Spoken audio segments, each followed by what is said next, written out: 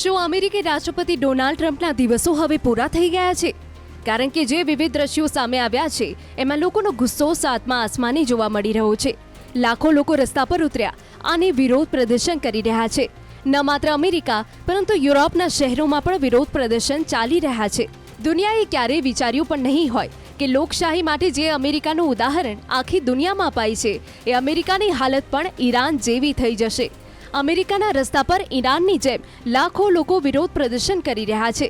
રાષ્ટ્રપતિ ટ્રમ્પે હંમેશા ઈરાનના સુપ્રીમ લીડર આયતુલ્લાહ ખામેની સામે જે ભયાનક વિરોધને હવા આપી હતી તે જ વિદ્રોહ હવે ટ્રમ્પના પોતાના ઘરમાં ઘૂસી ગયો છે.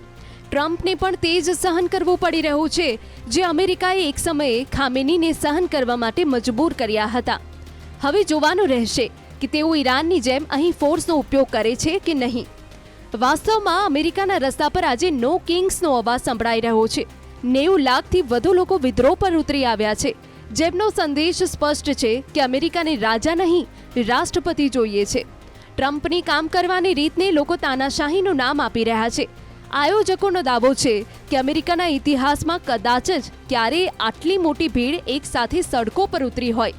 આખા દેશમાં 3100થી વધુ કાર્યક્રમો યોજાયા અને દરેક નાના મોટા શહેરોમાં ટ્રમ્પ સામે ગુસ્સો ફાટી નીકળ્યો છે. લોકો કહી રહ્યા છે કે ટ્રમ્પે દેશને યુદ્ધની આગમાં ધકેલી દીધો છે અને તેઓ પોતાની સત્તાનો ખોટો ઉપયોગ કરી રહ્યા છે. શિકાગોથી લઈને ડેટ્રોઇટ સુધી રસ્તા પર ઉતરેલા પ્રદર્શનકારીઓનો માત્ર એક જ નારો છે, જ્યારે અન્યાય કાયદો બની જાય ત્યારે બળવો કરવો ફરજ છે. આ બિલકુલ તેવો જ છે જેવો આપણે તહેરાનની સડકો પર જોતા આવ્યા છીએ. આ રેલીનું નામ નો કિંગ્સ એટલા માટે રાખવામાં આવ્યું છે કારણ કે પ્રદર્શનકારીઓનું માનવું છે કે ડોનાલ્ડ ટ્રમ્પ હવે રાષ્ટ્રપતિની જેમ નહીં પરંતુ એક જૂના જમાનાના રાજાની જેમ વર્તન કરી રહ્યા છે. પ્રદર્શનકારીઓના દાવા પ્રમાણે જનતાના પૈસા યુદ્ધમાં ખર્ચવા અને વિરોધીઓના અવાજને દબાવવાના પ્રયાસ થઈ રહ્યા છે. જેમ ઈરાન પર લોકોના અવાજ દબાવવાનો પ્રયાસ કરી રહ્યું છે એવા આરોપ લાગી રહ્યા હતા, એવા જ આરોપ હવે અમેરિકા પર લાગી રહ્યા છે. ટ્રમ્પને પણ તે જ કડવો ઘૂંટ પીવો પડી રહ્યો છે જે તેઓ બીજાઓ માટે તૈયાર કરતા હતા. આખા આંદોલનનું સૌથી મોટું કેન્દ્ર મિનેસોટાનું સેન્ટ પોલ શહેર બન્યું છે. અહીં લાખો લોકો એકઠા થયા કારણ કે અહીં ફેડરલ એજન્ટોએ ઇમિગ્રેશન કાયદો લાગુ કરતી વખતે 2 લોકોના જીવ લઈ લીધા હતા.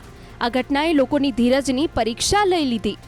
અહીં બ્રુસ સ્પ્રિંગસ્ટીન જેવા મોટા કલાકારો પણ જનતા સાથે સૂરમાં સૂર મિલાવી રહ્યા છે. નવાઈની વાત તો એ છે કે ટ્રમ્પ તે જ વર્તન કરી રહ્યા છે જેનો ડર રાખવામાં આવ્યો હતો. વ્હાઇટ હાઉસ આ લાખો લોકોનો અવાજ સાંભળવાને બદલે તેની મજાક ઉડાવી રહ્યું છે. ટ્રમ્પની ટીમ તેને લેફ્ટિસ્ટ ફંડિંગનું નામ આપી રહી છે. બિલકુલ તેવી જ રીતે જેવી રીતે દુનિયાના તાનાશાહો પોતાની જનતાના ગુસ્સાને વિદેશી ષડયંત્ર કહીને ફગાવી દે છે. આ ગુસ્સો હવે માત્ર શહેરો સુધી મર્યાદિત નથી પરંતુ ટ્રમ્પના પોતાના ગઢ એટલે કે ગ્રામીણ વિસ્તારો અને નાના કસ્બાઓ સુધી પણ ફેલાઈ ગયો છે. લોકો હવે મોંઘા યુદ્ધથી ત્રાસી ગયા છે. અમેરિકા અને યુરોપમાં શનિવારે નો કિંગ્સ રેલીઓમાં ઈરાન યુદ્ધ અને રાષ્ટ્રપતિ ડોનાલ્ડ ટ્રમ્પની કામગીરી સામે મોટી સંખ્યામાં પ્રદર્શનકારીઓ રસ્તા પર ઉતર્યા. સેન્ટ પોલમાં મિનેસોટા કેપિટોલના લોન અને આસપાસની સડકો પર હજારો લોકો ઉમટી પડ્યા.